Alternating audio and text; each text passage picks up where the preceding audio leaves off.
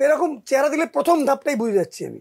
এই দিনগুলো ঝগড়াটি বেশি, কারণ মুন এই সময় ভীষণ মাত্রায় আমাদের উপর ইনফ্লুয়েন্স করে। এবং ওই জোডিয়াক সাইনগুলো কি কি বলছে, মানে প্রত্যেকের তো মেষ, বৃষ, মিথুন, কর্কট, সিংহ, প্রত্যেকেরই হরস্কোপে এই 12খানা জোডিয়াক সাইন থাকবে।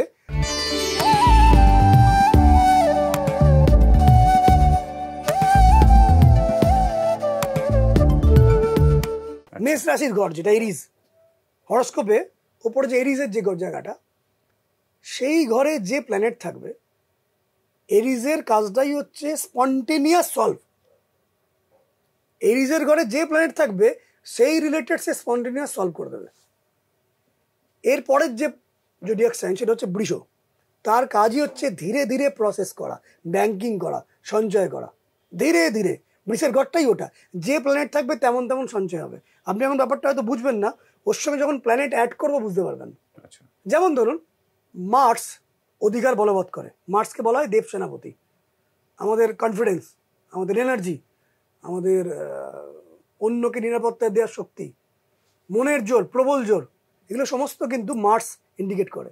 মার্স যখন বৃষ রাশির ঘরে যাবে, যেহেতু সেটা প্রসেসিং, মার্স কিন্তু অ্যাটাক করবে, কিন্তু বৃষ রাশির ঘরটা হচ্ছে স্লো প্রসেস, ধীরে ধীরে। কারণ বৃষ মানে কি ষাঁড়, সে হাঁটে কেমন, খুব স্লো, ধীরে ধীরে হাঁটে সে কিন্তু প্ল্যান করছে। তারপরে মিথুন রাশির ঘর নেটওয়ার্কিংয়ের ঘর, যত যেখানে যা দেখছেন marketing, sales, accounting, package, banking sector, যত কিছু সব মিথুন রাশির ঘর। তার মানে মিথুন রাশির লোকের এটা করবে এটা না।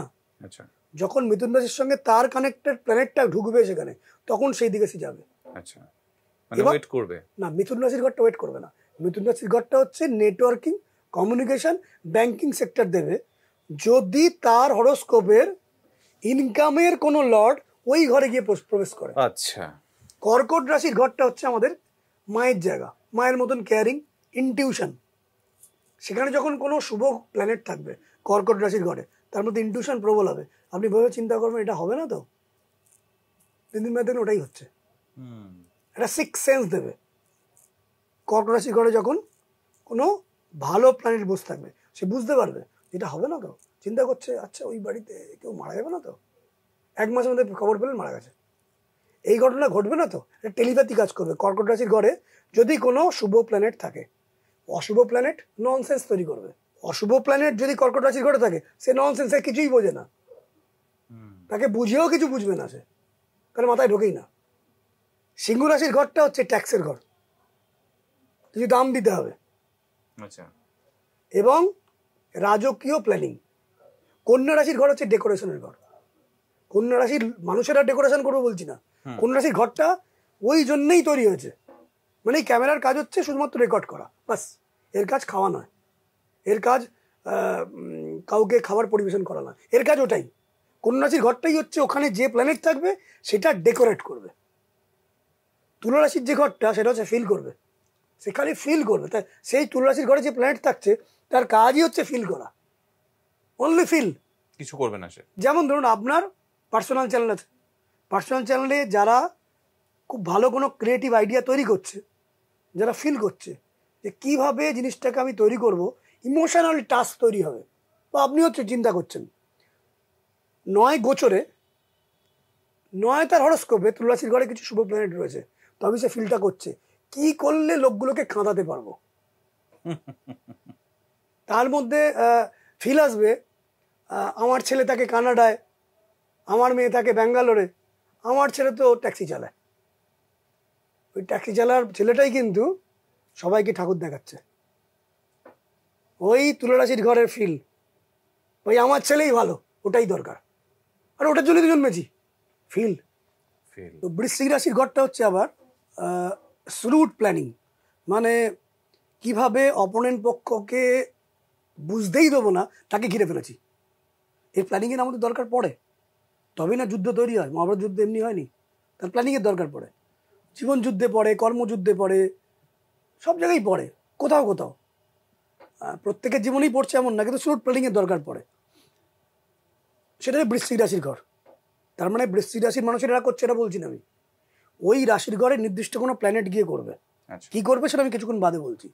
ধনুরাশির ঘরটা হচ্ছে ওই বক্সটাই হচ্ছে, কেউ যদি তার কাছে আসে, আমি সব বাইক পুরো ঘেঁটে ফেলেছি, আমি সব ভুলভাল করে ফেলেছি, আমি সমস্ত ঘেঁটে ফেলেছি, আমি সব নষ্ট হয়ে গেছে আমার, ভাই আমাকে বাঁচিয়ে তোলো, যা খরচা লাগে দিচ্ছি, বা আমি হাল ছেড়ে দিয়েছি, আমার মনের কোনো জোর নেই, আমার পাশে কেউ নেই, তুমি একটু পাশে দাঁড়াও, তুমি অর্থ নাও। সে আবার ওই ঘরের এনার্জি দিয়ে তাকে চাগিয়ে তুলবে, সেখান থেকে আবার শুরু করবে নতুন করে। ধনুরাশির ঘরের কোনো প্ল্যানেট থাকলে, মানে ওই কি বলে এটাকে, ওই ছাই থেকে আবার জ্বলে ওঠা, হ্যাঁ, ফিনিক্স পাখির মতন। হ্যাঁ। মকর রাশির যে ঘরটা, সেটা হচ্ছে টোটালটাই স্ট্রাকচার তৈরি করা।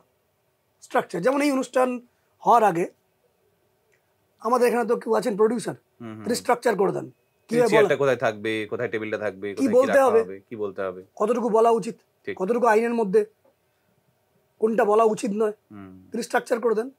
তার মানে তার ওই হরস্কোপে মকর রাশির করে নিশ্চয়ই কোনো ভালো প্ল্যানেট আছে, তবে তিনি স্ট্রাকচারিংটা করছেন এবং লোকে শুনছে, তাহলে শুনবেই না।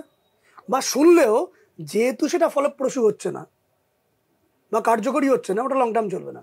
পৃথিবীতে এমন কোনো সাবজেক্ট নেই যে সাবজেক্টটা খালি ব্লাফ দিয়ে চলে গেল, হতেই পারে না। 5 বছর 10 বছর কালের গহ্বরে চলে যাবে, থাকবে না। তেমনি মকর রাশির ঘরে কোনো ভালো প্ল্যানেট থাকলে তবেই তার স্ট্রাকচারিংটা লোকে শুনবে, তার আইডিয়াটা লোকে শুনবে না, শুনবেই না। সে হয়তো ভালোবেসে সম্মান দিয়ে শুনলো, সামনে দেখাবে হ্যাঁ দাদা খুব ভালো খুব ভালো, আসলে শুনবে না। কারণ প্রত্যেক ক্ষেত্রে তো কিছু ফলপ্রসূ হওয়া দরকার। কুম্ভ রাশির ঘরের যে জায়গাটা, ওই ঘরের যে প্ল্যানেটগুলো টার্গেটটাই হচ্ছে কি করে জগতের কল্যাণ করা যায়। কুম্ভ রাশির ঘরটা জগতের ডেভেলপমেন্ট আনা যায়, স্পিরিচুয়ালিজম বা ডেভেলপমেন্ট, উন্নতি, নিঃস্বার্থ উন্নতি এবং পাওয়ার। উন্নতি একদিকে, কিন্তু আর একদিকে ধরে আছি পাওয়ার। একদিকে উন্নতি, একদিকে পাওয়ার। পাওয়ার মানে কিন্তু আমার অর্থের লোভ নয়, পাওয়ারটাকে আমি হাতে রাখবো যে পাওয়ারের দ্বারা আমি উন্নতি করতে পারবো। কারণ উন্নতি করতে গেলে অবস্টাকেল আসবে। উন্নতি করতে গেলে যখনই একটা দিকে উন্নতি হবে, সেই উন্নতি যাতে উন্নতি না হয় তার জন্য আরো 4টে লোক আসবে। কেন সহজে উন্নতি হচ্ছে? আমরা তো বেশ করে কমে খাচ্ছিলাম। কোনো একটা জায়গায় ডেভেলপমেন্ট হওয়া মানে কি আরো 4 জনের কিন্তু কাজ চলে যাওয়া। ঠিকই তাই। কোনো একটা জায়গা উন্নতি হওয়া মানে আরো 4 জনের কিছু ডিস্টার্ব হওয়া। ফলে এই উন্নতিটাকে কন্টিনিউ রাখার জন্য ইউনিট পাওয়ার। তার কুম্ভ রাশির ঘরটা হচ্ছে পাওয়ার এবং উন্নতির জায়গা। এই এআই নিয়ে আপনি একদিন বলছিলেন যখন, তখন এইগুলো নিয়ে আলোচনা করেছিলেন, এই জায়গাটা নিয়ে। হ্যাঁ, এআই নিয়ে, এআই তো প্রচুর ডেভেলপ করবে, কিন্তু এআই এর জায়গার মধ্যে আমি ভবিষ্যৎবাণী করে গেলাম, আগেও করেছি, যে যেহেতু এটা প্রচুর ডেভেলপমেন্ট করে দেবে, এখানে আঘাতও আসবে। আসবে, হ্যাঁ, এআই 4টে লোকের তো কাজ খাবেই। ফলে সেখানে কোনো না কোনোভাবে গন্ডগোল আসবে। সেই জন্য এই কুম্ভ রাশির ঘরটা হচ্ছে সেই প্ল্যানিংয়ের ঘর, আনন্দের ঘর, যেটা যার ওইখানে ভালো প্ল্যানেট রয়েছে তার সাহায্য নিয়ে কিছু করা। এই জন্যই তো মূল ঋষিরা তৈরি করে গেছিলেন যে কার কাছে আমি কি পাবো। মানে ধরুন সচিন তেন্ডুলকরকে দিয়ে আপনি, আমরা তাকে ভগবান বলি ক্রিকেটের, একদম। কিন্তু তিনি যদি সেতার বাজান, হতে পারে সেই জায়গায় তিনি গেলেন না। যখন হতে পারে কেন, হবেই না। মানে উনি যেটা ভালো পারেন সেটাই উনি করেছেন বলে আজকে এখানে। রবিশঙ্কর যখন সেতার বাজাচ্ছেন, উনি ক্রিকেট ব্যাট ধরিয়ে দিন, ব্যাপারটা তাই। তার মানে প্রত্যেকের কাজ কিন্তু প্রত্যেকের নয়, আলাদা আলাদা আইডেন্টিটি তো এই কারণে এটাই তো আমরা খুঁজে বার করি অ্যাস্ট্রোলজির মধ্যে কোথায় তার পাওয়ার আছে, এবং এটা আমি বিশ্বাস করি প্রত্যেকের হরস্কোপের মধ্যে কিছু না কিছু ভালো পাওয়ার আছে। ইভেন যদি আমি অ্যাস্ট্রোলজি নিয়ে নাও কথা বলি, আমি যখন মানুষকে ইন্সপায়ার করার জন্য কিছু না কিছু বলি, তখন কিন্তু এটা নিয়ে বলিও যে তোমার মধ্যেকার যে স্পেশাল কোয়ালিটিটা আছে সেটা তোমাকেই খুঁজে বের করতে হবে, এবং যদি সেটাকে তুলে ধরতে না পারো তাহলে তোমাকে কোনো একজন বড় মানুষের পাশে যেতে হবে যে সে কিভাবে তোমাকে গাইড করতে পারে। অবশ্যই অ্যাস্ট্রোলজি এটা সূত্র, চট করে হরস্কোপ দেখার পরই আমরা যখন, আপনি বললেন না কি কি বিষয় লক্ষ্য রাখি, আগেই 12টা ঘর লক্ষ্য করি, 12টা ঘরে কোন গুড প্ল্যানেটটা রয়েছে। শুধু তাই নয়, মীন রাশির ঘর যেটা বললাম রিসার্চ ওয়ার্কের ঘর, এবং কন্টিনিউয়াস খুঁজেই চলেছে, খোঁজ মীন রাশির ঘরটা। এবার এই 12খানা ঘরের 12খানা বিষয় পাওয়া গেল, প্রত্যেকের হরস্কোপ আছে, আপনার আছে, আমার আছে, যারা সবার আছে। এবার প্রত্যেকের হরস্কোপ ওই 12খানা জিনিস আছে, কিন্তু 12খানা ঘরেরকেই দরকার লাগছে এমন নয়, কারণ সেখানে 9খানা প্ল্যানেট আছে।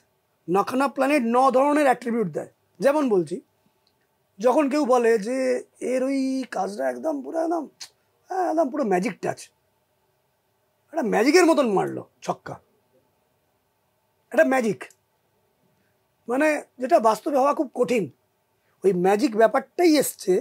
ম্যাজিক মানে স্টেজের ম্যাজিক বা গুপ্ত জাদুবিদ্যা বলছি না, মানে এমন একটা কাজ যেটা সাধারণ মানুষ করা অসম্ভব, প্র্যাকটিস করেও করা যাবে কিনা একটা কোশ্চেন চিহ্ন, হয়তো যাবে, সে মানুষটি হয়তো খুব কম প্র্যাকটিস করে কাজটা করে দিচ্ছে। সেটা হচ্ছে কেতু।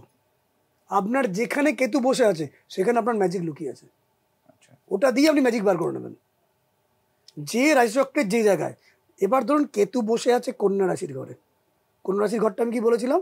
ডেকোরেশনের ঘর, ডেকোরেটিভ, সাজানোর জায়গা। সে যে কোনো ওয়েবসাইট সাজানো হতে পারে, ঘর সাজানো হতে পারে, জামা কাপড় সাজানো হতে পারে, লেখালেখি সাজানো হতে পারে, ক্রিকেট মাঠ সাজানো হতে পারে, মোবাইলের কীভাবে মোবাইলটা তৈরি হবে তার সাজানো হতে পারে।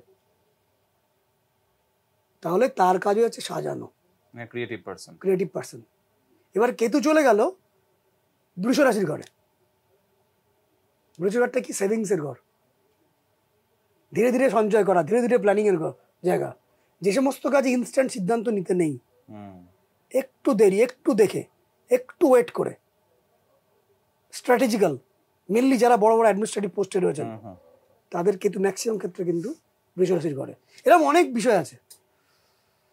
বেশ দুর্দান্ত একটা আলোচনা হলো, মানে অনেকগুলো জিনিসপত্র জানা গেল অ্যাস্ট্রোলজির। সামান্য কিছুই জানি আর কি, আনন্দবাজার অনলাইনের এইখানে অ্যাঙ্কারিং পদটায় বসে অনেক কিছু জানতেও পারছি। তো আপনারাও আশা করি জানছেন এবং এই আলোচনা দিয়ে সমৃদ্ধ হচ্ছেন। তো এই আলোচনা আমাদের চলতেই থাকবে এবং ড্রিম ডেস্টিনি যারা দেখেন নিয়মিত তারা জানেন যে আলোচনা আমরা কিভাবে করে থাকি, না মেনলি স্যার করে থাকেন। তো দেখতে থাকুন ড্রিম ডেস্টিনি। সকলে ভালো থাকুন, দেখা হচ্ছে পরের এপিসোডে। ততক্ষণের জন্য নমস্কার। নমস্কার। ধরুন আপনি এক মাস সেই ব্যক্তির সাথে থাকলেন, আপনি জাজ করতে পারবেন যে মোটামুটি এই ব্যক্তি এরকম টাইপের আর্নিং করতে পারে। যে লক্ষ্মী পুজো হয় শুক্রবারই মেন পুজোটা হয়। আচ্ছা, শুক্র হচ্ছে মা Lakshmi. How you can tolerate the tension plus at the same time relaxing your mind.